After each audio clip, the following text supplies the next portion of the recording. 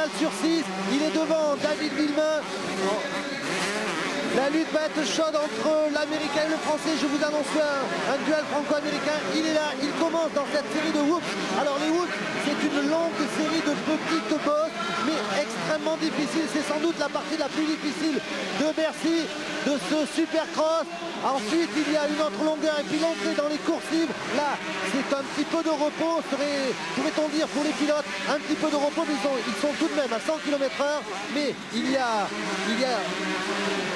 c'est moins dangereux alors qu'il y a une grosse chute là, vous le voyez, entre trois concurrents qui se relèvent, qui apparemment repartent. Et on revient dans la salle, voilà, avec le numéro 1, David Pingree, toujours en tête, devant le 2, David Villemain. Et troisième position, Roncada, je vous les annonçais tous les deux, Villemain, Roncada, ils sont en forme. Ils vont essayer de résister aux Américains et à David Pingree, le grand vainqueur. Lors de la première manche tout à l'heure, eh bien, il a eu un accident, il est tombé pratiquement dès le départ, il n'a pas pu défendre ses chances. Ce qui a fait l'affaire des Français. Mais là, il est bien là. Vous le voyez, il est en tête. David Pingree devant David Villemain. Et Stéphane Roncada. Le 1, le 2, le 3.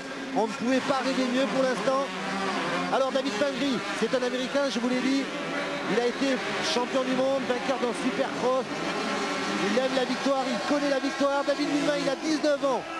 C'est le champion de France cette année de Supercross et Stéphane Roncada n'a que 17 ans, mais c'est un super qui promet beaucoup. Il reste 10 tours alors que David Villemain attaque et non, il n'est pas arrivé à passer pour cette fois-ci. Il n'est pas arrivé à passer David Pingree, l'américain, mais il a attaqué. Il faut à tout prix gagner pour pouvoir se qualifier. Vous le voyez, superbe envolée. Les motos volent littéralement sur cette partie du circuit. Dans les courses libres, le duel est à nouveau lancé. Ce sera difficile à moins de faire l'intérieur. Ce sera difficile à David Villemain de passer. Pour l'instant, il reste derrière. Il essaie de se rapprocher pour essayer de faire ce que l'on appelle un bloc pass dans le jargon du Supercross. Vous avez entendu l'acclamation à l'entrée, au retour des courses libres. Voilà, il saute très haut, passage sur la ligne, il reste 9 tours à effectuer pour tous ces pilotes. Et attention, super virage de David Pingree qui a contenu l'attaque.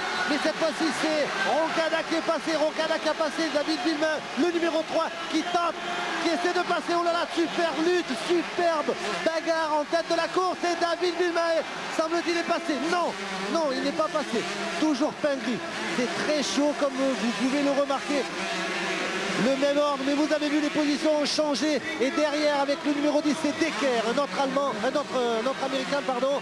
Deux américains, deux français qui se sont apparemment détachés. La lutte promet d'être superbe. Il reste encore 8 tours. Et David Villemain qui est passé avec un problème pour l'américain, pour le numéro 1 et le numéro 2 et le numéro 3. Les deux français en tête. Petit signe de la main superbe, ils sont lucides ces jeunes. Petit signe de la main de Villemain, qui est en tête actuellement dans cette série de whoops devant Roncada numéro 3, mais David Pingree, l'américain, revient fort, il fait l'intérieur. Et oui, je vous l'ai dit, il avait connu un petit problème tout à l'heure. Il essaie de repasser, sa moto a failli caler même, il a failli caler là à l'entrée et il se retrouve en 4e position, l'américain. Les positions changent sans arrêt, vous le voyez. Alors, en tête, donc toujours David Villemain, 2e position Stéphane Roncada avec son numéro 3, 3e Decker, l'américain avec le numéro 10.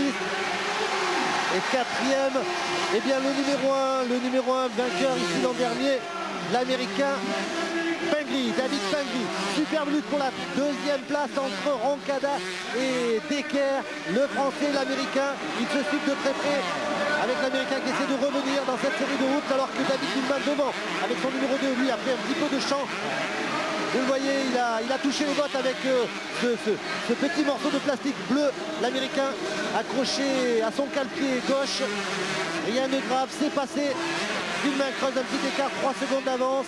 Maintenant, il faut qu'il assure, mais attention parce que derrière, la bagarre est telle que les deux hommes espèrent revenir sur Villemain. Il a failli passer là. Oh là là, superbe. Belle attaque de Decker, mais beau contre du français Roncada qui s'envole là. Attention à l'intérieur, non. Encore une fois, Villemain devant et Roncada en 2e position. Belle bagarre, vous l'avez vu David. Villemain, il est passé avec son numéro 2 dans les whoops. 5 minutes, il creuse un petit peu l'écart. Attention, Roncada qui se fait passer à l'intérieur, voilà, ça y est.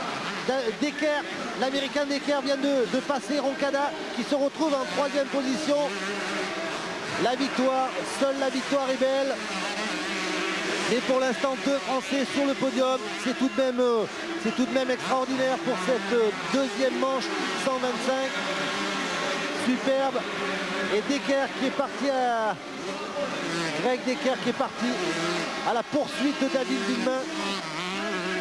Et Stéphane Roncada peut-être un petit peu désabusé de s'être fait passer comme ça.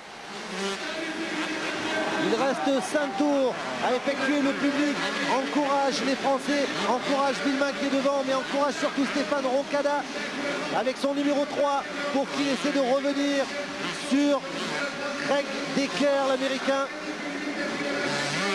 Et son numéro 10, le voici, Greg Decker. Roncada qui semble-t-il revient un petit peu, refait un petit peu de son retard. Là sur la droite, c'est un attardé, il est obligé de laisser passer. Il vient de concéder un tour, le numéro 25.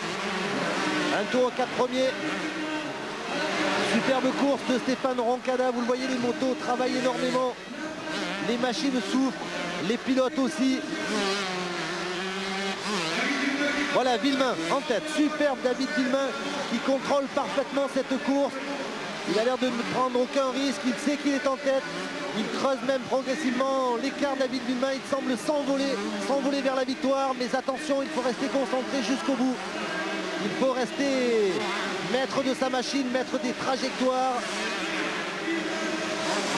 Un virage à gauche et écoutez, je vous laisse écouter l'ambiance quand il va revenir dans la salle. Écoutez bien. Voilà David Villemain acclamé, il est en tête. Attention au retour du numéro 10. Attention au retour de Greg Decker, l'américain. Les positions donc, il reste 3 tours à effectuer. Eh bien, David Villemain est toujours en tête. Devant le numéro 10, Greg Decker. 3e, Stéphane Roncada, notre Français. Autrement dit, je vous l'ai déjà dit, je vous le répète, c'est superbe. 2 Français sur le podium. Le voici Stéphane Roncada. Il a réussi à maintenir l'écart suffisant sur David Pingree, le numéro 1. Qui va essayer de revenir, mais il a fait 2 fautes, Pingree. Et à 3 tours de la fin, ce n'est pas évident qu'il puisse monter sur le podium. Ce qui fait le bonheur, bien entendu, du public de Bercy et de tous les Français qui regardent Stéphane Roncada. Attention, il revient le numéro 1. La bagarre, elle se situe là, entre ces 2 hommes pour la 3e place. Roncada et son numéro 3. Pingree, son numéro 1. David Pingree. Belle bagarre et le public qui acclame, qui soutient Stéphane Roncada, qui l'aide. C'est important le public là. Attention, est-ce qu'il va résister à cette attaque? Oui, il a résisté à cette attaque de l'américain Pingree qui a tenté de lui faire un bloc passe dans ce virage très serré à gauche. Entré dans les courses libres là, il ne devrait pas y avoir trop de risques pour David Pingree à 2 tours de la fin pour Stéphane Roncada, pardon. À 2 tours de la fin, il maîtrise pour l'instant les attaques du numéro 1, David Pingree. Espérons qu'il les maîtrise jusqu'au bout. Alors que je vous le rappelle, devant David Villemain est en tête, le Français, et en 2e position un Américain, Greg Decker. Alors qu'on entre dans le dernier tour. Voilà, le dernier tour pour les hommes de tête, pour les 4 hommes de tête. Stéphane Roncada toujours 3e. Villemain 2e, le voici avec son numéro 2. Villemain qui est détaché. Voilà, là ce sont des retardataires. Le numéro 10 derrière, c'est le 2e. Vous le voyez, il est assez loin. Le dernier tour avec l'entrée dans le POPB, l'entrée dans l'arène de Bercy pour David Villemain. Il ne lui reste plus que 2 longueurs. Écoutez, c'est du délire ici. C'est du délire avec la victoire de David Villemain. Super David Villemain. 2e position, Greg Decker. Et 3e, on attend la confirmation. 3e place, voilà. 2 Français sur le podium. David Villemain 1er et Stéphane Roncada 3e. Eh bien, ça commence très bien ce direct cet après-midi sur France 3 avec une victoire française. Espérons qu'en 250 tout à l'heure, les Français fassent aussi bien entendu.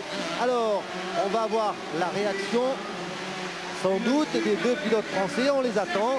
Ils vont être aux côtés de Christian Choupin. les attend. Christian, vous êtes aux côtés de Stéphane Roncada. Hein, je vous vois, Christian, c'est à vous. Oui, Claude, Stéphane Roncada est à mes côtés. Stéphane, les Américains, ça fait beaucoup de pression dans cette course quand même. Hein. Oui, en effet, je me suis énervé le premier tour, ça allait vraiment pas bien. C'est ça que dès qu'on a passé, là ça allait mieux, j'aurais pris mon souffle, mais j'ai pas fait une très bonne course. C'est pas grave, j'ai quand même fini 3, j'ai mis tous les gars, mais j'aurais bien aimé finir mieux que ça. Merci beaucoup. Eh oui, il aurait mieux aimé finir premier, c'est certain. Mais le premier, il n'est pas très loin. Christian, vous allez aller le voir. Voici le classement. Eh bien, David Villemin, donc, remporte cette deuxième manche 125 cm3 devant Decker, l'Américain, en troisième position. Roncada. Christian, est-ce que vous êtes avec oui, avec David Villemin? Un petit mot, allez. Oui, Claude. David, alors, cette course, vous avez assuré tout au long, vous avez attaqué dans les derniers tours. Ben oui, je suis parti deuxième, Pingré devant, il m'a bouchonné, d'ailleurs Stéphane commençait à... Il m'a même doublé quand Pingré m'a bloqué. Et puis après, bon, j'ai doublé tous les deux. J'ai essayé de faire le forcing en 3-4 tours, mettre un peu le trou. Et après, j'ai essayé d'assurer de ne pas faire de faute et surtout pas tomber. Je suis très content d'avoir fait ça à Bercy, un an après ma victoire de l'an dernier. Merci beaucoup. Voilà, Claude, entre guillemets, les Américains ont mangé la poussière. Ouais, effectivement, là, on voit plutôt qu'ils mangent la paille, les concurrents, sur ces belles images de Jean-Louis Machu. Avec le voici David Villemin, vous le voyez, il est très très haut. Vous l'entendez, il est acclamé, il va monter sur le podium, il est acclamé par tout le public de Bercy ici. Il a battu les Américains et notamment le numéro 1, David Pingré. Voilà, le voici David Villemin. Il a 19 ans, il a été champion de France de Supercross cette saison, 16e du championnat du monde de motocross également cette saison, 2e du championnat de France l'année passée. L'an dernier, il avait déjà gagné une finale, il vous l'a dit au micro de Christian Choupin, il a récidivé cette saison. Tiens, on l'écoute au micro là de Bercy. Et puis bon, j'ai pris l'intérieur au bout, je suis revenu deuxième. Et puis je me suis dit de vite doubler Pingré, sinon il allait avoir des problèmes. Et donc j'ai réussi à faire le forcing et à mettre un peu d'écart avec mes adversaires. Et je suis très content pour ma première course avec une Yamaha, c'est super. Alors non seulement vous avez passé, mais après vous avez carrément laissé du chemin entre vous et là. Vous avez roulé à un rythme infernal, c'est extraordinaire. Vous étiez peut-être porté par quelque chose. Ben, surtout porté par la victoire au général de Bercy. Je crois que j'ai gagné au général des 3 soirs. Je suis très content et j'espère que le public a apprécié. Alors avez-vous apprécié? Voilà, superbe, on a entendu David Villemin, il lève la main, il est content, alors que Frédéric Bollet nous a rejoint. Fred, allez, on va parler tout de suite de cette victoire, on parlera un petit peu de vous après. Belle victoire de David là, hein. Oui, tout d'abord bonjour. Oui, c'est vrai, ça a été une très très belle victoire, une très très belle course. Je pense qu'il la mérite, d'autant plus qu'il va de plus en plus vite depuis hier. Et ça fait que 15 jours qu'il a sa nouvelle moto, sa nouvelle monture. Il va très très vite, c'était très très très très beau. Et il a pris la tête du championnat d'Europe, là 125 avec 97 points avant la prochaine manche qui se déroulera à Tokyo, je crois. Eh bien, c'est super pour les Français. Belle place aussi de Stéphane Roncada, 3e. 2 Français sur le podium, les Américains pour l'instant sont battus là. Oui, c'est ça, surtout que c'est les 2 meilleurs Américains pour l'instant aux États-Unis. Et bon, ben, 1 et 3, je pense que c'est fantastique. Super, alors maintenant on va parler des 250 cm3. Vous voyez la grille du super repêchage. C'est-à-dire, il faut vous dire qu'il y a eu tout d'abord des séries, 2 séries 250 cm3. Les 3 premiers se sont qualifiés directement pour la finale. Ensuite, il y a eu 2 demi-finales entre les non qualifiés. Donc, les 4 premiers se sont qualifiés pour la finale également. Ces demi-finales, vous les verrez tout à l'heure pendant l'entretien de la piste. Vous les verrez juste avant la finale. Donc, on ne vous en parle pas, pardon. Et là, donc, super repêchage. Ils sont plusieurs pilotes à pouvoir se qualifier. Seulement 2. Ça va être très chaud, Fred. Oui, c'est sûr, seulement 2. La piste est très très petite. Et tout le monde veut y aller en finale. Donc tout le monde roule au maximum.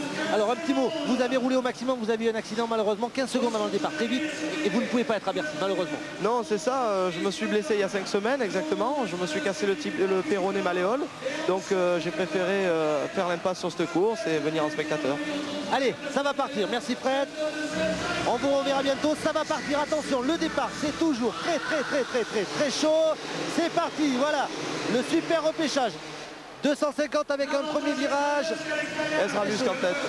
Ouais, l'Américain Lusk avec son numéro 11 qui est en tête là, vous le voyez, devant le 36, le numéro 36. Alors là, ça va s'éclaircir un petit peu au niveau des positions. Pour l'instant, c'est un petit peu brouillon. Lusk qui avait raté un petit peu sa série tout à l'heure. Et sa demi-finale aussi. Eh bien, il est en tête actuellement devant Button, un autre américain, et Dugmore, un allemand. Autrement dit, le 11, le 36 et le 21, vous les voyez. Alors, il y a Yann Guédard, le français, qui est en 5e position, et son numéro 33. Espérons qu'il puisse revenir. Ce sera dur car les Américains contrôlent là pour l'instant. Oui, c'est ça. Pour l'instant, les Américains contrôlent. Et puis bon, Ezra Lusk et Jimmy Button sont de très très bons pilotes. Bon, Yann, je sais pas comment ils s'en sort, mais apparemment depuis hier, pas très très bien. Mais bon, on peut espérer une qualification, pourquoi pas. Alors toujours Lusk et Button devant les deux premiers qualifiés donc pour la finale directement. Ils sont dans les hoops. Des hoops là très très fatigants, très usants, je vous l'ai déjà dit. Il saute très haut, Lusk. Il est toujours en tête, il contrôle. Il veut terminer premier pour espérer bien sûr se qualifier et avoir une meilleure place sur la grille si on peut dire, même si ce sera l'avant-dernier qualifié. Dans les coursives avec, ça va être le retour dans l'arène de Bercy tout à l'heure. On les a vus passer là, voici. Retour dans l'arène avec toujours le numéro 1. 5 tours à effectuer, je vous l'ai dit. 5 tours, donc il n'en reste plus que 3. Ça va être très chaud. En ce qui concerne les deux premières places, attention. Je pense que là, les deux premières places sont jouées. Bon, c'est pas fini, mais apparemment, les deux premiers sont détachés. Lusk et Button. On a eu une belle bagarre tout à l'heure en 125. Là, pour l'instant, ça allait un petit peu moins. Les deux hommes sont apparemment au-dessus des autres. Là, ils sont bien partis. Ils ont pris un bon départ. Ça compte de prendre un bon départ. Vous le voyez. Ah oui, c'est sûr, tout à fait. Un bon départ, c'est à peu près 40% de la course. Surtout que sur un supercross, c'est encore plus important puisque la piste est très petite, le dépassement est très difficile. Donc le départ est très important. Vous voyez, super plat. Alors 4 portions de course, pourrait-on dire, plus les coursives.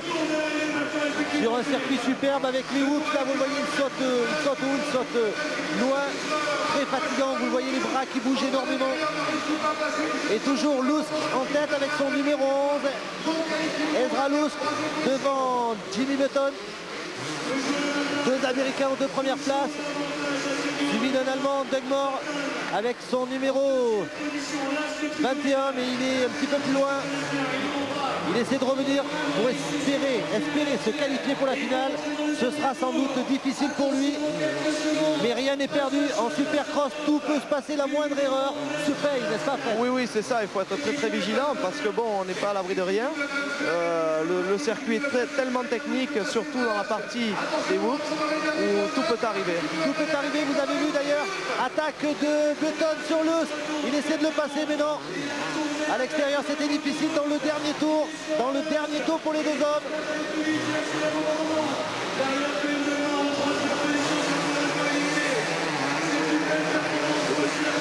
Voilà les deux hommes qui sont qualifiés pour l'instant, puisque les deux premiers seulement sont qualifiés lors de ce repêchage. Lusk numéro 11, Button numéro 36. Les deux Américains qui avaient un petit peu raté leur demi-finale et leur série. Voilà, ça y est, c'est terminé. Victoire donc et qualification de Lusk et de Button, les deux Américains, le numéro 11, le numéro 36, qui vont rejoindre les précédents qualifiés pour la finale. Il va y avoir beaucoup d'Américains, il va y avoir aussi des Français. 6 Français, ça fait plaisir et on va assister, Fred, à un duel franco-américain, c'est sûr. Oui, exactement, d'autant plus qu'il y a Sébastien Tortelli apparemment en très grande forme. Bon, Michael Pichon apparemment roule un petit peu mieux que hier et avant-hier. Donc bien sûr, un match franco-américain, tout le monde a ses chances et c'est très bien. Il y a Fred Vial aussi, il y a Thierry Bétis. Il y a Frédéric Vial et Thierry Bétis, je les avais oubliés. Oui. Bon, ils ont eu quelques problèmes en qualification, mais bon, ça va aller, je pense que ça va aller pour eux. Et puis Porte, allez, Cyril Porte et Xavier Fabre aussi. Cyril Porte et Xavier Fabre, bien entendu. C'est superbe pour eux, hein, de se Ah oui, qualifier pour mais la c'est finale, fabuleux, c'est fabuleux. Bercy, il faut savoir que c'est la plus grosse course qui est dans l'année. C'est le rendez-vous. Dites-moi, il ne manque plus que vous là alors en finale. Et voilà, c'est ça, il manque plus que moi. Alors, ce n'est que partir en mise. Alors dites-moi, on revoit ce superbe saut à l'arrivée là de Ezra Lusk.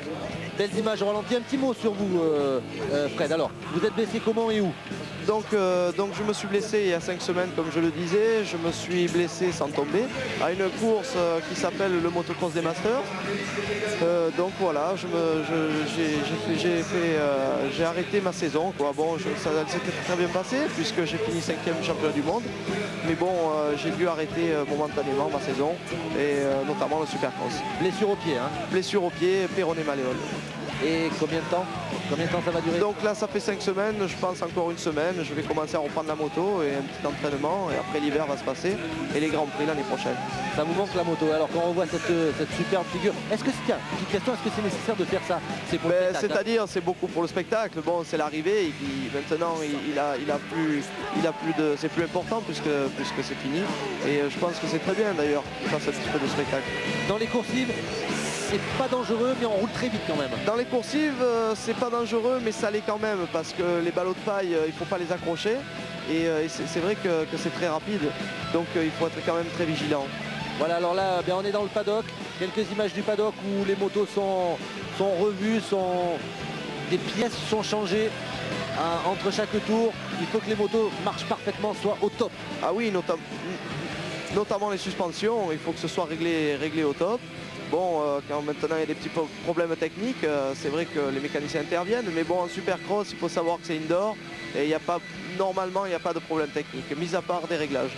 Merci Fred, on va vous laisser, vous allez vous décontracter. Nous, la piste va être refaite, on va vous passer tout à l'heure les demi-finales, après une petite page de publicité. Frédéric, si vous voulez, vous êtes avec nous tout à l'heure pour la finale 250. Faut pas la rater. Bien entendu. Merci Fred, à tout à l'heure. On se retrouve dans quelques minutes pour les demi-finales. En attendant, une petite page de pub. C'est parti. Il va bientôt arriver quelque chose. Boucle ta ceinture. On appuie. Ce n'est pas le moment. Ça va chauffer. Je veux faire des imprudences. Boucle ta ceinture. C'est une putain d'aventure. Et moi, je suis la petite souris. Parole de Clint. C'est incroyable.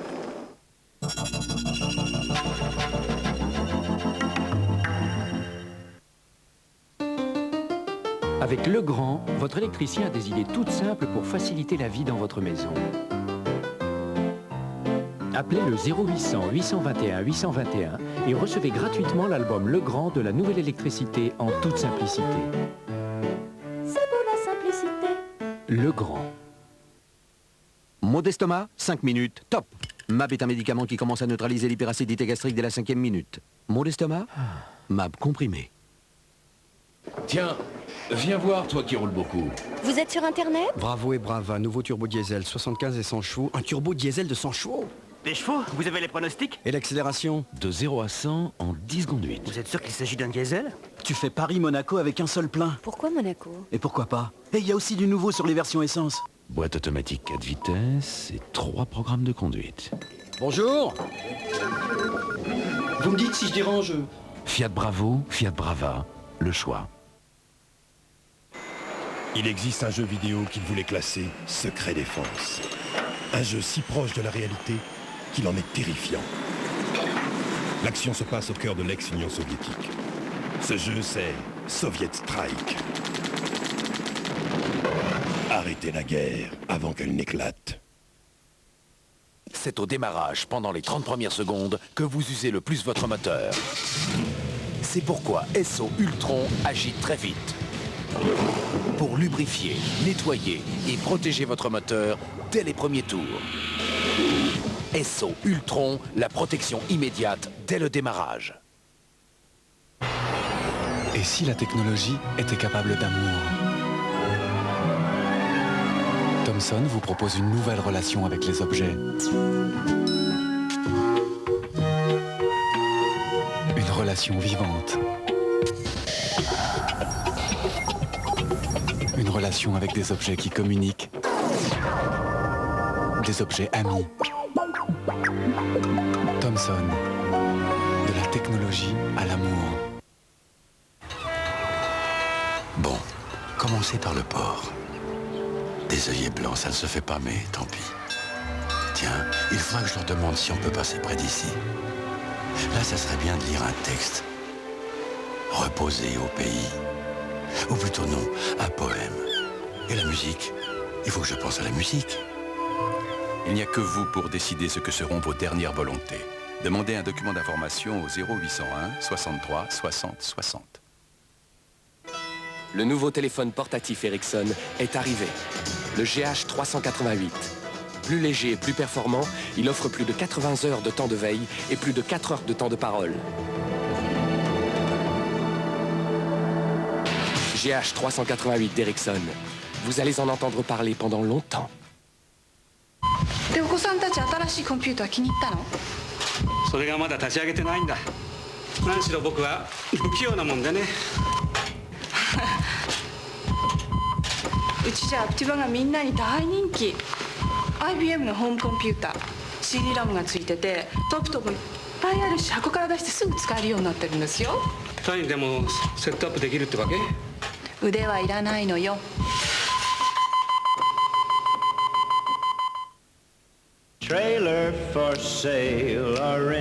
Mais qu'y a-t-il derrière une voiture qui se porte comme un charme? Bien souvent, il y a le réseau Renault, une vidange à 189 francs et 25 points de contrôle gratuits. Et dans le réseau Renault, il y a Renault Minute, le service au service de tous les automobilistes, tout de suite et sans rendez-vous. Dans le réseau Renault, la vidange est à 189 francs avec 25 points de contrôle gratuits.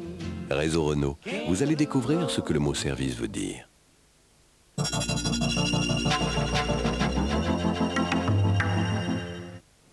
Voilà, pour ceux d'entre vous qui nous rejoindraient maintenant, permettez-moi de vous rappeler l'ordre du tiercé quarté quinté plus disputé en début d'après-midi sur l'hippodrome d'Auteuil.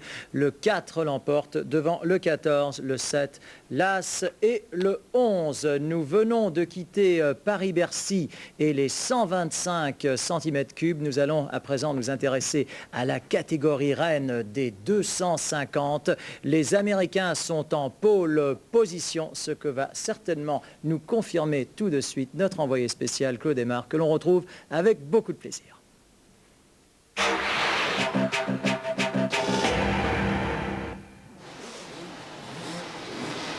Effectivement, Nelson, voilà 15 secondes avant le départ de cette première demi-finale.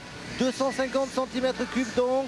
On a vu le repêchage, on voit la demi-finale. Voilà, c'est parti avec le numéro 1, Jeremy McGrath, qui s'est fait avoir tout à l'heure lors des séries, qui n'a pas pu se qualifier. Après le premier virage, voilà, dans la première ligne droite, eh bien, c'est le numéro 8, Albertine, Greg Albertine, le Sud-Africain, qui est en tête devant McGrath, l'Américain. Troisième, le numéro 26, Cyril Porte, un Français. Quatrième, le numéro 32, notre Français Xavier Fabre. Je vous rappelle que pour cette demi-finale, eh bien, les quatre premiers sont qualifiés pour la finale. Attention, ça chauffe, passage des hoops. Greg Albertine toujours en tête à l'entrée de la coursive devant McGrath. Voilà, on roule à peu près à 100 km/h dans les couloirs de Bercy. Chose inouïe mais faisable, c'est pas dangereux, nous disait notre consultant Jackie Vimon, qui devrait pas tarder d'arriver. Mais c'est reposant même. Greg Albertine qui revient dans l'arène, toujours en tête, qui saute très haut, suivi de Jeremy McGrath, l'Américain, le numéro 1 mondial, qui n'a pas très bien réussi ici pour l'instant. Il a dit je veux gagner au moins une finale, ce sera peut-être pour aujourd'hui. Dans les hoops, c'est cette longue série de bosses, les hoops, très fatigante, très cassante, usante pour les pilotes, usante pour les machines. Greg Albertine a creusé un petit peu son avance dans les hoops, là voilà, il continue. Au programme, 8 tours à effectuer pour tous ces pilotes, et Albertine qui creuse, semble-t-il, un petit peu l'écart, mais bien entendu, rien n'est définitif. Tout va très vite en supercross, tout va extrêmement vite. McGrath deuxième qui essaie de revenir. Belle image, voilà, de McGrath qui revient dans l'arène.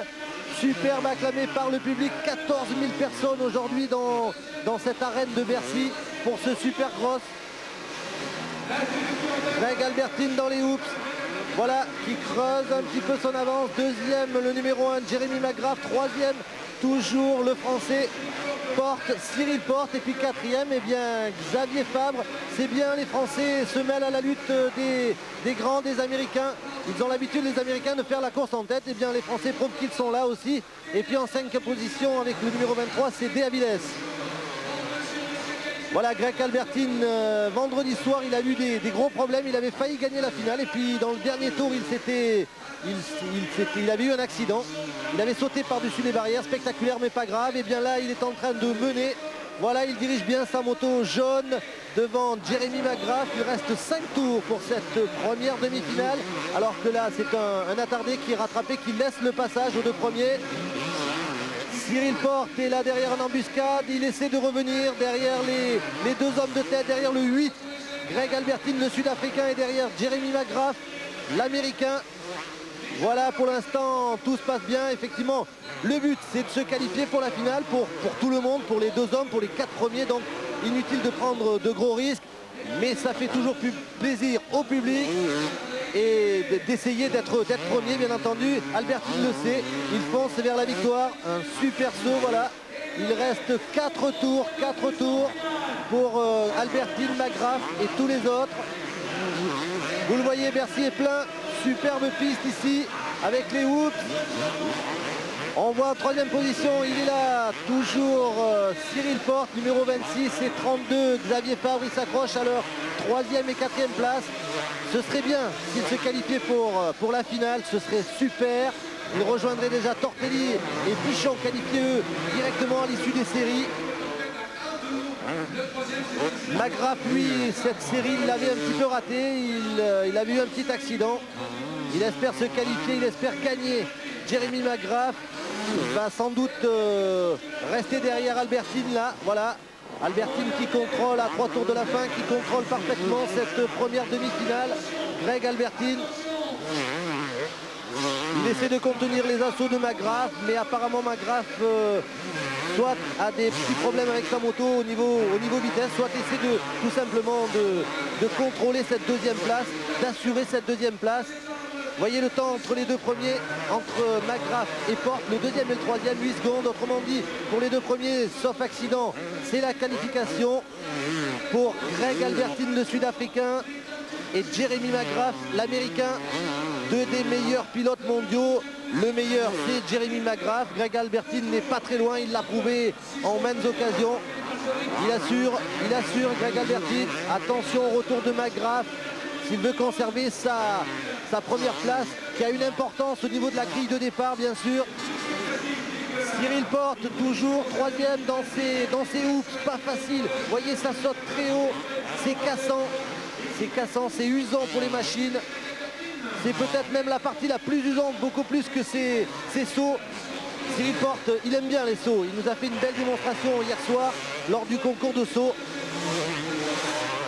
Il est bien Cyril là, superbe, et derrière vous le voyez dans le fond, le numéro 32, c'est-à-dire Xavier Fabre, notre Français, actuellement toujours qualifié les 4 premiers, qualifiés d'office pour la finale.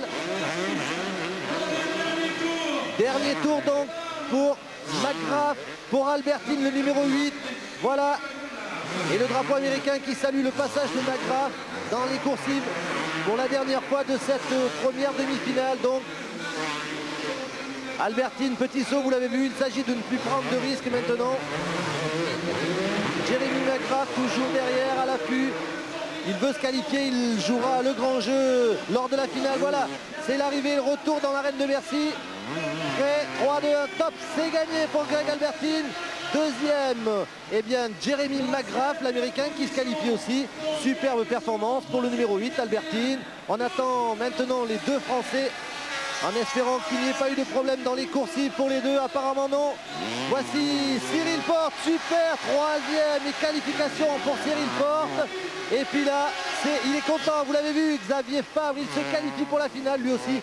Superbe course des deux Français qui sont restés en embuscade. Il faudra livrer le grand jeu, bien entendu. Mais pour l'instant, très bien, mention bien. Espérons que Christian Choupin arrive à se glisser. Christian, vous êtes aux côtés du vainqueur apparemment. Oui, c'est à vous, Christian. Oui, Claude, je me trouve aux côtés de Greg Albertine. Greg, this race was easy for you? It wasn't easy, you know, Jeremy was putting on a lot of pressure. But I felt good, just rode smooth and it was a good race. Ok, thank you. Greg nous dit que cette course a été relativement facile, mais il se méfiait vraiment de Jeremy McGrath qui n'était pas loin, mais il a assuré pour sa place en finale. Effectivement, merci. Si vous pouvez peut-être voir Cyril Porte qui fait 3e et qui se qualifie, ou Xavier Fabre, un des deux Français, ce serait bien, Christian. Ce serait super dans cette enceinte de Bercy là, pleine comme un œuf, je vous l'ai dit, 14 000 personnes. Superbe.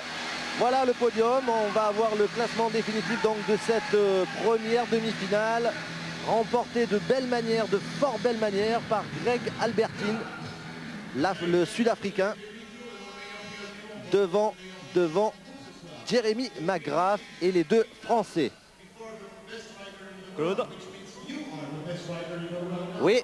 Oui, Cyril Porte a préféré repartir dans les coursives et se préparer pour la finale. Ok, merci, on le verra j'espère à l'issue de la finale tout à l'heure, en espérant qu'il soit sur le podium bien sûr, comme les deux autres Français, les trois autres Français pour l'instant qualifiés pour cette finale. Je vous le rappelle, Sébastien Tortelli tout à l'heure avec Michael Pichon lors des séries, et puis donc là, Xavier Fabre pardon, et Cyril Porte.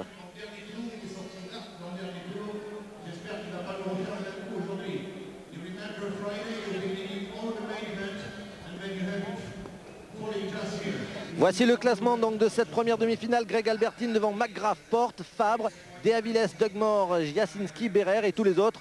Vous les avez vus déjà tout à l'heure, puisqu'ils, eux, pour se qualifier, ils sont obligés de passer par le super repêchage. Allez, quelques belles images de Jean-Louis Machu et on se retrouve pour la deuxième demi-finale.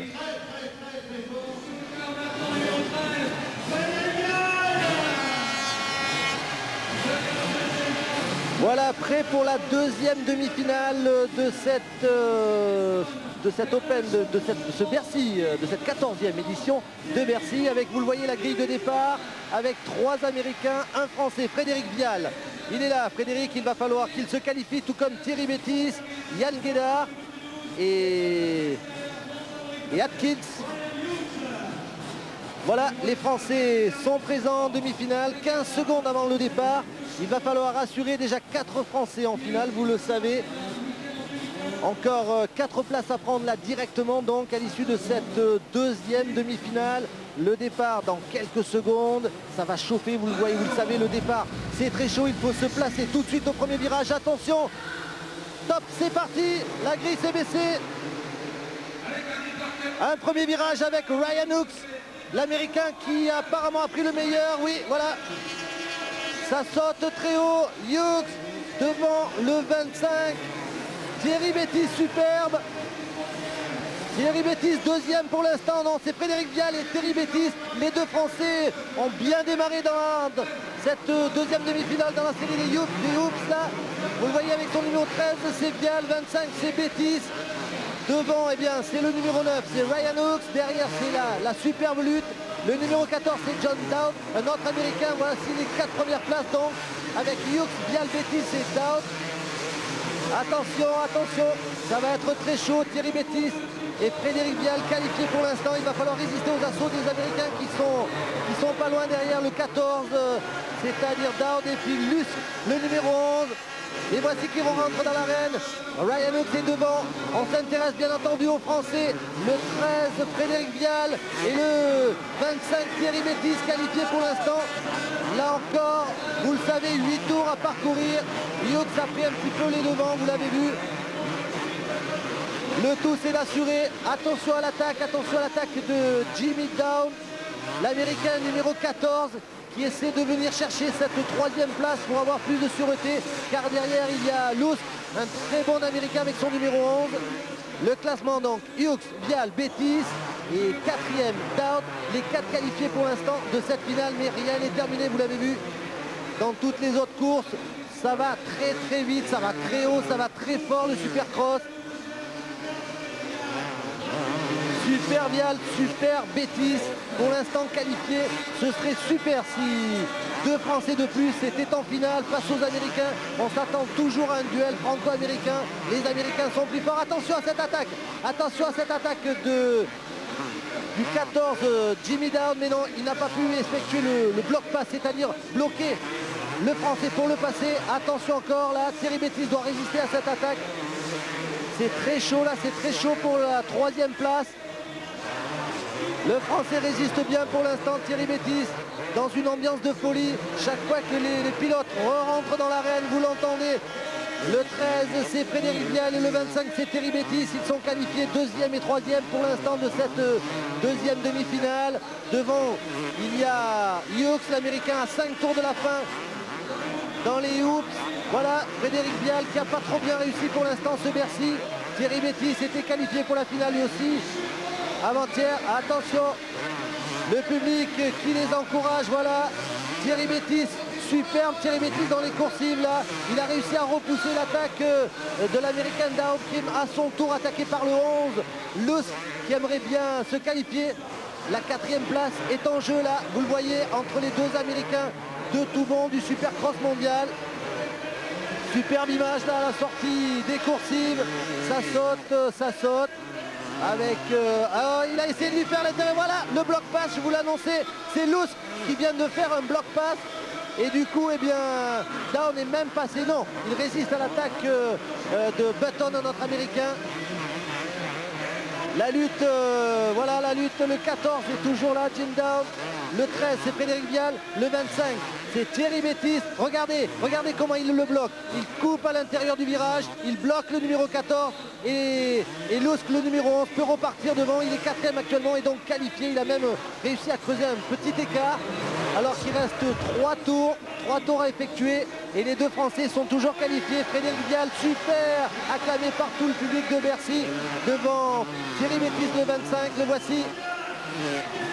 Thierry Bettis, superbe, voilà, très beau, il reste 3 tours et les deux Français toujours qualifiés dans cette série de whoops. Là encore, ils ont dû s'apercevoir qu'ils sont seuls. Ryan Hughes est lui devant, pas de problème pour l'Américain, les deux Français sont qualifiés. Il ne leur reste plus qu'à assurer, éviter tout accident. Ils ont effectivement pas mal d'avance. On revoit le numéro 11 qui était 4e, Lusk, et qui commet une faute. Et qui fait tomber Down. Oh là là, c'est chaud derrière, les deux Français, ça fait l'affaire des deux Français bien entendu, puisqu'ils sont tous les deux qualifiés pour cette finale. Pas de problème. On aura, j'espère, leur réaction à chaud. Il reste 2 tours à effectuer. Hughes a 4 secondes, plus de 4 secondes d'avance sur Vial et les deux Français, vous voyez, Thierry Bettis et Frédéric Vial, le 13 et le 25. Qui font, pourrait-on dire, chemin ensemble là dans les coursives. Leur but tous les deux c'est de se qualifier, ils s'expliqueront après en finale. À condition qu'ils y soient, il s'agit de ne pas faire d'erreur au cours de ce parcours de Bercy. Voilà. Le dernier tour bientôt, le dernier tour, voilà, le dernier tour pour Ryan Hughes et pour Frédéric Vial qui passe là, voilà. Ils sont tous les deux, Vial et Bettis, petit signe de Thierry Bettis, il est content, vous voyez, petit signe, ils sont contents, ils savent, voilà, Ryan Hughes passe là, pas de problème pour l'Américain, il va se qualifier. Mais c'est super pour Frédéric Vial et pour Thierry Bettis qui prennent les 2e et 3e places, alors qu'en 4e position, on le verra tout à l'heure, bien sûr, c'est le numéro 27, notre Américain, Swink, puisque Dowd est tombé tout à l'heure.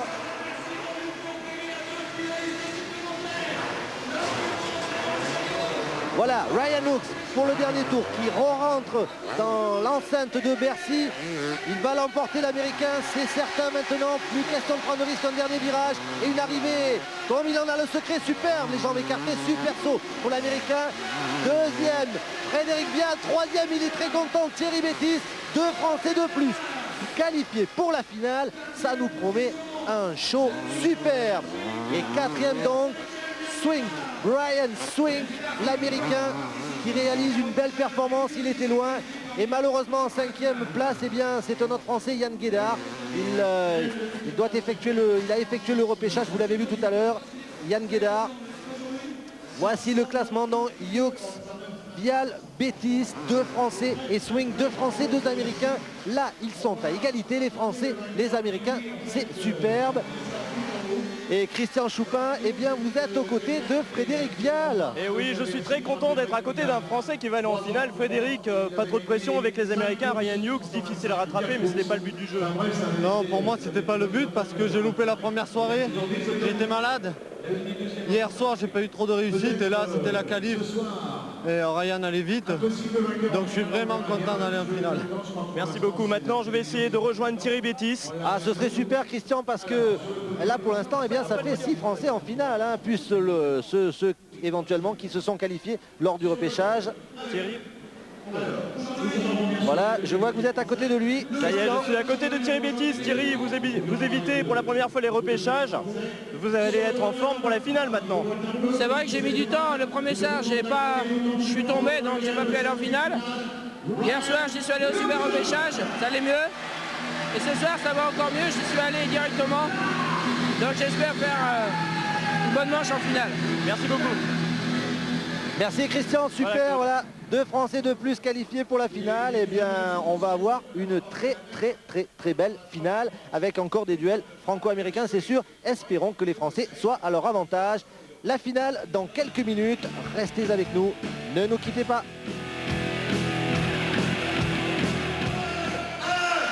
Voilà, et donc retour avec les finalistes. Ils sont là, prêts à s'élancer avec nos 2 consultants. Fred Bollet, qui est toujours avec nous comme tout à l'heure, qui est revenu. Et puis Jackie Vimon, qui nous a rejoint. Enfin, on l'attendait tout à l'heure. Mais il faut dire, Jackie, que vous êtes l'entraîneur de Sébastien Tortelli et que vous étiez avec lui. Allez, un petit mot, comment va-t-il? Eh bien, il va pas trop mal. D'ailleurs, je suis désolé de ne pas avoir pu passer ces demi-finales avec vous. Sébastien a un petit problème de cheville. Il est dû lui mettre une pastille à l'intérieur de la malléole pour éviter le choc et le contact avec sa botte. Mais il est très déterminé et je vous assure que cette finale, il a vraiment envie pour la dernière finale de faire quelque chose. Eh bien, voilà. Alors, les finalistes, les voici. Il y a 9 Américains, il y a un Sud-Africain et il y a 6 Français. Cela faisait longtemps que ce n'était plus arrivé. 6 Français en finale. Eh bien, 6 Français, oui. Et je crois que, si ma mémoire est bonne, j'ai jamais vu 6 Français en finale à Bercy.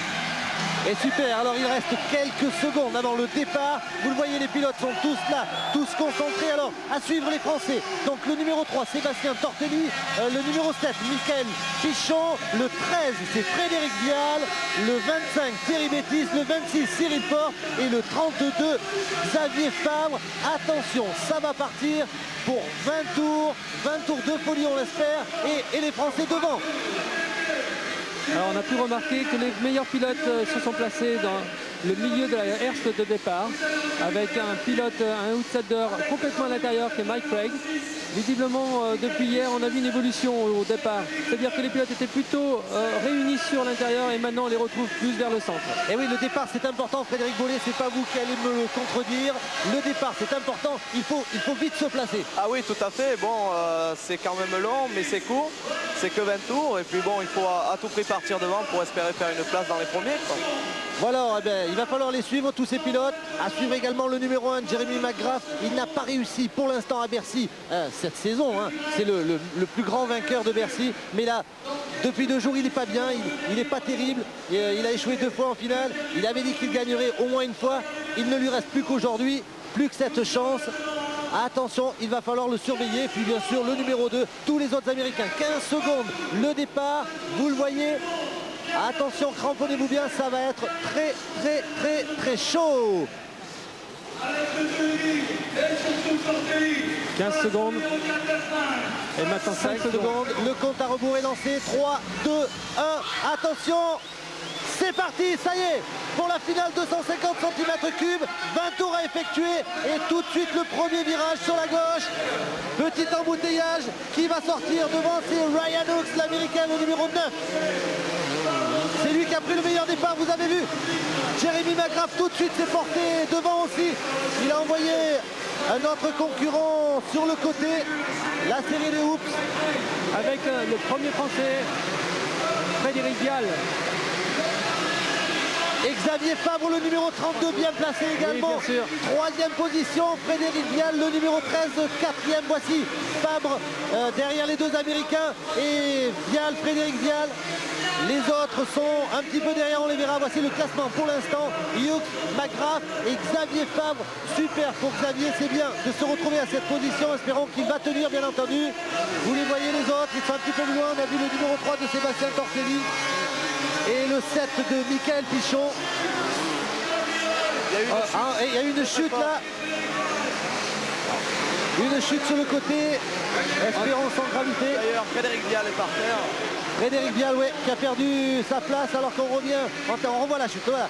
Le 32, c'est Xavier Fabre et Frédéric Vial qui s'est accroché avec le 15. Avec Mike Craig, l'américain. Ce qui permet à Emig, le numéro 2, de passer. Alors la course en tête. Voilà. Ryan Hooks dans les coursives de Bercy, poursuivi par Jeremy McGrath. Il a décidé de tout miser sur cette finale, le numéro 1 mondial. Apparemment, Frédéric Vial a un problème technique, puisqu'il n'a pas pu repartir. Ouais, merci Fred Bollet de nous le signaler. Frédéric Vial, un Français de moins, donc. Et toujours les deux Américains devant qui font le show, mais rien n'est terminé. 18 tours à parcourir encore. Dans les hoops, attention à l'attaque du numéro 1. Attention à l'attaque de McGrath. Derrière, eh bien, Xavier Fabre est là, toujours attaqué par le numéro 6, attaqué par Larry Ward. Il a réussi à contenir cette attaque, oui, à l'entrée de la coursive. Poursuivi également par le 2. McGrath est passé également. Ça y est.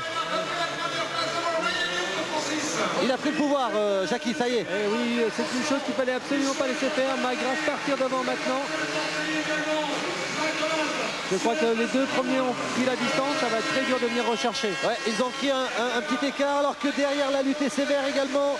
McGrath, suivi par Hughes. Il faut noter que Xavier Fabre est toujours en 4e position. Oui, il est 4e, il vient de se faire passer, maintenant. il est en 5e, et oui, il s'est fait passer par Emig et par Ward, Larry Ward, numéro 6. Les deux Américains, belle bagarre également. Et voilà un Américain qui s'est arrêté, c'est Larry Ward qui s'est arrêté là-bas sur la gauche en haut de l'écran, vous le voyez. Ce qui fait l'affaire bien entendu de Xavier Fabre qui remonte à la 4e place, mais ce sera difficile de contenir l'attaque là du poursuivant, c'est-à-dire du 7 de Michael Pichon. Donc ça va vite, mais Fabre en 4e position, Pichon 5e, deux Français pour l'instant. Derrière les Américains. Et voilà Pichon qui passe, vous le voyez, le 7 qui vient de passer, Xavier Fabre et Michael Pichon qui vient de passer 2 saisons aux États-Unis, qui sait comment battre les Américains, et bien se lance à la poursuite des trois premiers de McGrath, Hughes et Emig. Et Thierry Bétis également qui revient avec son numéro 25.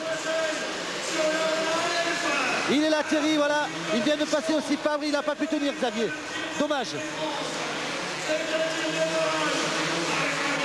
Oui, il faut dire que Xavier, pareil comme les autres pilotes français, n'ont pas l'habitude, mis à part Michael Pichon, de rouler à ce rythme, au rythme des premiers, des meilleurs pilotes américains. Il avait pris un bon départ, le numéro 32, Xavier. Sébastien Tortelli avec son numéro 3 là, qui va essayer de revenir, de se replacer en tête de course. Il est là, belle bagarre derrière, là, voilà. On les a vus. Il ne faut pas oublier aussi Thierry Bétis qui est actuellement 5e. Oui, Thierry qui fait pour le moment la course un petit peu en solitaire, mais qui va tenter de revenir sur les Américains devant. Devant lui, il y a Michael Pichon et puis McGrath, Hughes et Emig, les 3 Américains aux 3 premières places. On les retrouve, voilà, McGrath et Hughes, Ryan Hughes. Sébastien Tortelli qui est en train de revenir. Il est dans le siège de Damon Hoffman. Je pense qu'il peut passer très vite. Il peut passer, espérer revenir donc sur McGrath, le numéro 1, et Hughes, qui pour l'instant sont détachés devant dans cette série de hoops. En 3e position, le numéro 2, Emig, et puis Michael Pichon qui revient sur Jeff Emig apparemment. Voilà, voyez le classement, McGrath, Hughes, Emig, Pichon, Bétis, Hoffman, Damon Hoffman, l'Américain qui a gagné hier soir. La lutte entre les deux Américains devant, la lutte entre deux Français au 4e et 5e place. Il se passe plein de choses partout. On suit, voilà les deux Français. Vous avez vu Michael Pichon là, à la poursuite du numéro 2, à la poursuite de Jeff Emig. Juste devant lui, Michael Pichon acclamé par le public. C'est le Français le mieux classé pour l'instant. Il est là, Michael. Il a remporté 2 championnats des États-Unis lors des 2 dernières saisons. Il est en forme. Il essaie de revenir sur les 2 premiers. Ryan Hughes et Jeremy McGrath, le numéro 1 mondial.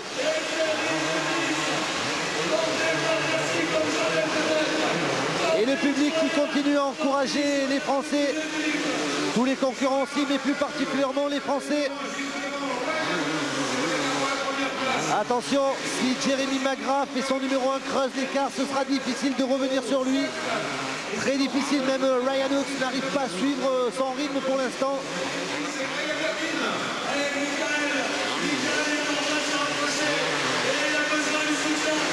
Voilà, Ryan Hughes. Derrière, on a vu Larry Ward, Jeff Emig, pardon, avec son numéro 2. Derrière Ryan Hughes. Les deux Américains devant, McGrath, Hughes. Et visiblement un McGrath qui n'est pas trop précipité par Hughes. L'écart reste à peu près identique maintenant. Ouais. Et pourtant Hughes devrait essayer. Il essaye peut-être en fait, mais il a tout intérêt à se rapprocher. Seule la victoire compte ici, ce n'est pas comme lors des séries ou des demi-finales. Mais McGrath donne cette impression de contrôler la course. Ouais, il a l'impression d'être assez facile même dans les parties les plus difficiles. En troisième position, Emig, et en quatrième, vous le voyez, Michael Pichon qui essaie de revenir sur Emig pour au moins accrocher le podium, sinon mieux. Rien n'est terminé, il reste 11 tours. Apparemment, Michael Pichon est en train de perdre du terrain. Par contre, Sébastien est en train de passer. Bon, là, il est derrière Greg Albertin et Thierry Bettis. Un surprenant Thierry Bettis qui résiste très bien à Greg Albertin. Mais ça me surprend pas tellement parce que Thierry, c'est quand même quelqu'un de très solide. Et en fait, le dernier jour lui convient tout à fait, comme les dernières courses, comme les dernières finales. Et ça se confirme puisqu'il résiste, On les voit là, Thierry Bettis c'est son numéro 25 et Sébastien Tortelli qui passe Greg Albertin le numéro 8. Tortelli c'est le 3, donc deux Français derrière là. Qui revient, Sébastien Tortelli et son numéro 3 qui va essayer de revenir à 10 tours de la fin. Tout d'abord sur Thierry Bettis. Belle course également de Thierry Bettis, 3 Français devant. Derrière les 3 Américains.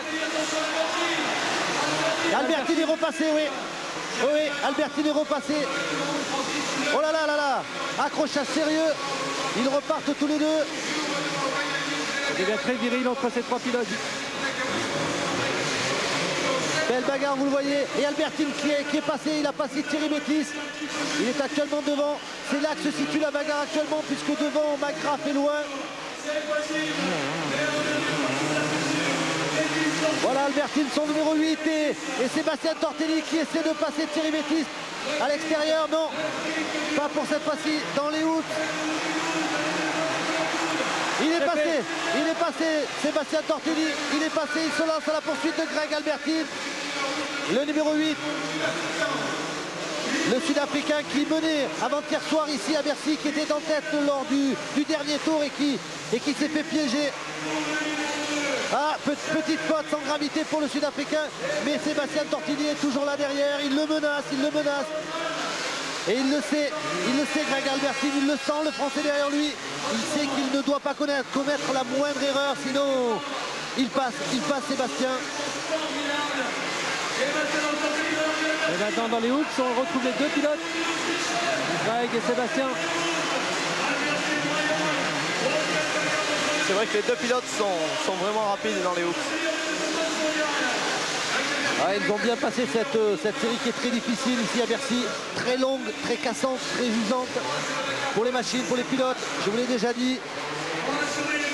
D'autant plus que c'est une partie où on peut faire énormément de différences, notamment doubler, dépasser des adversaires. Alors que là c'est Michael Pichon, donc toujours en 4e position, poursuivi par Damon Hoffman, le numéro 4, un autre américain, encore un duel franco-américain là. Ah, il va bien dans les hoops, Damon Hoffman, il risque de passer, voilà. Non, il était passé puis il a failli caler même. Oui, je crois qu'Hoffman a raté tout simplement sa vitesse en essayant de faire l'intérieur à Michael Pichon. Par contre, Sébastien Tortelli vient juste de passer Greg Albertin. On le verra tout à l'heure, pour l'instant on suit Michael Pichon, mais c'est vrai que Tortelli est passé devant et il pointe en 6e position, donc juste derrière le numéro 4. Michael Pichon 4e. Damon Hoffman avec son numéro 4, l'américain 5e et Sébastien Tortelli 6e.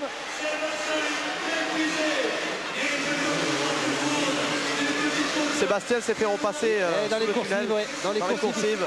Il s'est fait repasser par Albertin, le Sud-Africain. Belle bagarre entre ces deux pilotes là depuis le début. Ils sont là dans les hoops, on les voit. Sébastien a fait une erreur, a décollé dans les hoops, qui fait qu'il a perdu énormément de temps. Dans les hoops, la technique, c'est de rester bien collé, Alors, on peut demander à Frédéric, effectivement, la technique dans les hoops. Oui, la technique c'est d'aller le plus vite possible. Pour aller le plus vite possible, c'est de rester, de sauter le moins possible et de garder l'adhérence au maximum. Et pour ça, il faut rentrer très très vite et notamment avoir des suspensions vraiment réglées à la perfection. Et oui, on a vu tout à l'heure donc Sébastien Tortilli qui vient de se faire un petit peu distancer par Greg Albertini. Il a commis une petite erreur dans les hoops et ça ne pardonne pas. Voilà, il est un petit peu distancé, mais il va essayer de revenir à 5 tours de la fin maintenant. Les positions, je vous les rappelle, Jeremy McGrath toujours en tête. En deuxième position, Ryan Hooks. Troisième, Jeff Emig. 3 Américains, puis Pichon, Hoffman, Albertine et Tortelli, son numéro 3. Le voici McGrath, toujours en tête. Ça paraît facile, il a maintenu cette distance avec son poursuivant, avec le numéro 2, Ryan Hooks. Le voici avec son numéro 9. McGrath, Hughes, les deux hommes sont en tête. Hughes va essayer d'aller le chercher, c'est certain. Va-t-il y arriver? Jeremy McGrath apparaît très fort cet après-midi.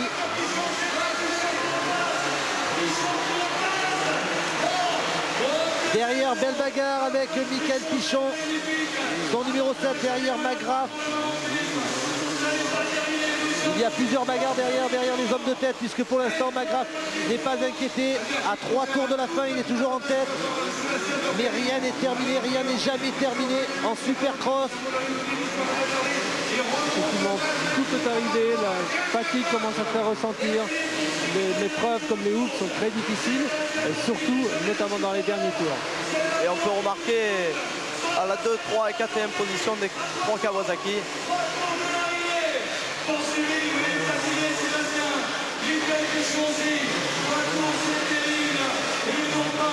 Le numéro 4, c'est Damon Hoffman là. Il est en 4e position, juste devant Michael Pichon et son numéro 7. Pichon qui va essayer de l'attaquer. Belle remontée de Damon Hoffman. Hier soir, il avait fait une belle prestation. Il est en train d'essayer de revenir. Oui, mais maintenant, à 2 tours de l'arrivée, je pense que ça va être très difficile. Ouais, dernier tour pour tous ces pilotes, pour les hommes de tête, pour Hoffman et les autres, pour Pichon aussi. Sébastien apparemment accuse un petit peu le coup, puisqu'il n'a pas l'air de trop insister pour revenir sur Greg. Je pense qu'il assure une 7e place. Ouais. 7e place. Voilà, Damon Hoffman, actuellement 4e. Il s'est lancé à la poursuite, mais ce sera très difficile puisque l'arrivée, eh bien, c'est pour bientôt. Voici le dernier tour donc pour Jeremy McGrath, l'Américain. Il a assez d'avance apparemment sur Ryan Hooks pour l'emporter. Et donc s'il y a une nouvelle victoire à Bercy, lui qui en compte déjà énormément, 10 finales à Bercy. Il les a remportées au cours des 5 années précédentes. Il en voulait une cette année aussi. La voici, il salue sa foule, il salue son public. Voilà, c'est fini, le drapeau à damier. Victoire de Jeremy McGrath, l'Américain devant Ryan Hooks. 2e Américain, 3e Américain, c'est Jeff Emig.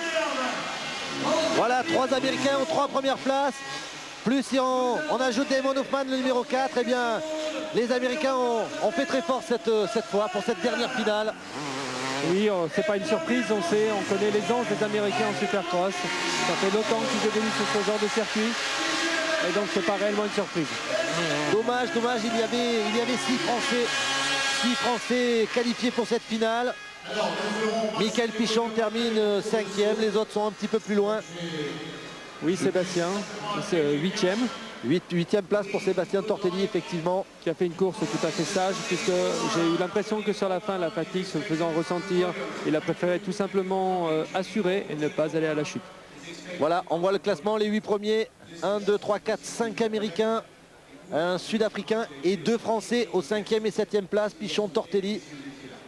Et Christian Choupin, vous êtes aux côtés de Jeremy McGrath.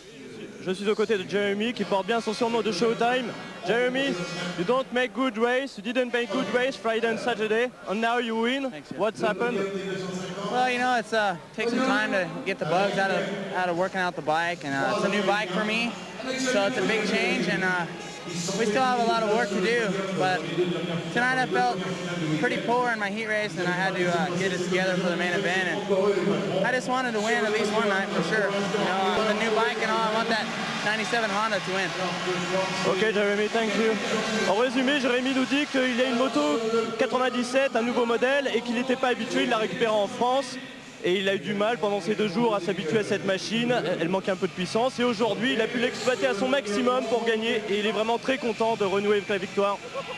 Ok, merci Christian. Essayez de trouver un des Français, peut-être Sébastien Tortelli s'il n'est pas très loin de vous, ou Michael Pichon, pour avoir un petit peu leur impression face aux Américains, pour savoir un petit peu ce qu'ils en pensent. Tiens, on le voit actuellement, Michael Pichon et Sébastien Tortelli sont tous les deux là, avec Thierry Bétis aussi, à la lutte, belle lutte, et malheureusement les Américains sont encore au-dessus, hein, c'est certain. Eh bien oui, au niveau de la régularité et sur l'endurance, mais je pense que les Français l'ont prouvé. La vitesse, il n'y a pas un gros écart. Quand on voit Michael Pichon, il a fait quand même de très belles choses ce soir. Sébastien Tortelli, depuis le début de Bercy, a fait voir son potentiel. Donc en fait, je crois où les Français se font avoir, c'est plus sur l'endurance. Et c'est un manque de compétition à ce niveau. Voilà le championnat du monde, donc Jeff Emig toujours en tête. Alors on a vu tout à l'heure Jeremy McGrath sur le podium. Il est battable par les Américains, c'est sûr, on l'a vu ici à Bercy, mais par les Français aussi. Vous l'avez battu, Fred Bollé, vous déjà? Oui, je l'ai battu à Barcelone en 94, c'était un championnat du monde aussi. J'avais pris un très bon départ et puis bon, j'ai gagné. Bon, maintenant, depuis, il a coulé beaucoup d'eau sous les ponts et Jérémy a engrangé beaucoup de victoires. Je ne sais pas maintenant comment il est, mais apparemment ce soir, il est très fort puisqu'il gagne. Encore beaucoup de travail quand même.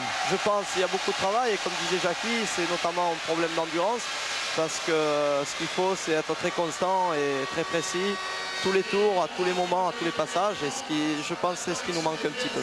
Voilà, on regarde quelques belles images de Jean-Louis Machu et de toute son équipe ici qui travaille super bien à Bercy. Et on voit que les motos travaillent énormément là dans les hoops. Oui, comme le disait Frédéric tout à l'heure, les hoops, c'est l'épreuve des pilotes de supercross, à savoir qu'il faut suffisamment de vitesse pour rester sur les crêtes et surtout ne pas décoller parce qu'à partir du moment où on décolle, on retombe forcément dans un creux et à ce moment-là, la moto rebondit. Tiens, on vient de voir une figure intéressante là de McGrath, c'était pratiquement au début. Il tape contre un autre coureur pour l'écarter, ça s'appelle un bloc pass. C'est autorisé, bien sûr. Oui, c'est autorisé, donc il y a plusieurs façons de faire le bloc pass. C'est le bloc pass en venant intimider son adversaire. On se rapproche à l'intérieur, on vient virer dans ses roues. Et puis vous avez le bloc pass, comme on peut voir à l'écran actuellement, où là carrément on empêche le pilote de continuer sa trajectoire. Et est-ce qu'il n'y a pas un petit sentiment de vengeance après du pilote qui vient de se faire passer? Eh bien, si on estime que le bloc pass n'était pas correct, c'est-à-dire si on est allé un peu trop loin dans l'action, effectivement, le pilote qui se fait bloc passer, comme on peut dire dans notre jargon, eh bien, va chercher à se venger. Voilà alors Jeff Emig sur le podium, le numéro 2 mondial et actuel leader du championnat du monde, donc classement provisoire bien sûr. Jeff Emig devant Damon Hoffman et troisième Ryan Hooks. 3 Américains, derrière il y a Ward, il y a McGrath, il y a Lusk et puis Tortelli qui est le premier français en 7e position, Sébastien, au championnat du monde. Alors espérons que à Tokyo, dans 15 jours maintenant, et puis à Genève pour la dernière manche, bien les Français fassent mieux, se rapprochent au classement du championnat du monde et surtout se rapprochent du niveau des Américains. C'est faisable, il suffit de travailler énormément. Eh bien oui, justement, le but pour Sébastien, en tout cas cette année, dans ce championnat du monde, c'est de progresser tout au long de ses courses. Et donc il a 4 épreuves à faire, il en a fait 2. Et j'espère qu'il pourra participer aux 2 prochaines et progresser tout le long de ses épreuves. Voilà, là on voit un petit résumé de cette finale 250 cm3. On voit que, eh bien, au départ, c'était Ryan Hooks qui était devant Jeremy McGrath. On voit la chute malheureuse de Frédéric Vial là, au tout début. Et puis McGrath qui prend le pouvoir après quelques tours et il ne l'a plus lâché. Au contraire, il va lâcher Ryan Hughes pour se détacher et s'imposer derrière. Eh bien, la lutte va faire rage entre Jeff Hemming, entre Larry Ward, entre Michael Pichon. Un petit peu plus loin, on verra Sébastien Tortelli, Greg Albertine, tous ces pilotes que vous connaissez maintenant. Très belle lutte et les Américains toujours devant, malheureusement, pour les Français. En tout cas, la finale a été belle, même si le suspense au départ de la course a été vite effacé par Jeremy McGrath. Et il faut dire qu'en fait, les deux pilotes se sont vite retrouvés en tête, à savoir Hughes et Jeremy McGrath. Derrière, les Français étaient juste placés, qui a retenu un petit peu les autres pilotes américains, ce qui fait que les deux ont évolué assez facilement, sans pression, et ont tout de suite pris la marge. Ouais, voilà, on voit Sébastien Tortelli, son numéro 3. Il a tout de même été champion du monde de motocross cette saison. Sébastien, il a 18 ans, il est tout jeune, il a encore beaucoup de travail effectué. Il mène de front les études et le supercross et le motocross. Et la moto, ça marche bien pour l'instant. Il va confirmer, c'est certain, c'est sûr. Il est sérieux, il travaille bien sous vos ordres, Jackie. Il faut le préciser. Et nul doute qu'il gagnera Bercy. C'est certain dans les prochaines années. Et pourquoi pas le successeur de Jeremy McGrath qui a gagné aujourd'hui et qui a signé une belle victoire. Messieurs, merci et vivement le Bercy de l'année prochaine parce que c'est un super spectacle. Jackie Vimon, vous allez vite voir Sébastien pour essayer de le réconforter. Allez, Fred Bollé, on espère vous voir rapidement sur une moto. J'espère aussi. Merci à tout le monde. Voilà, c'est à vous Nelson. C'était le Palais Omnisport de Paris-Bercy pour le Supercross, la 14e édition du Supercross. Merci à tous, au revoir.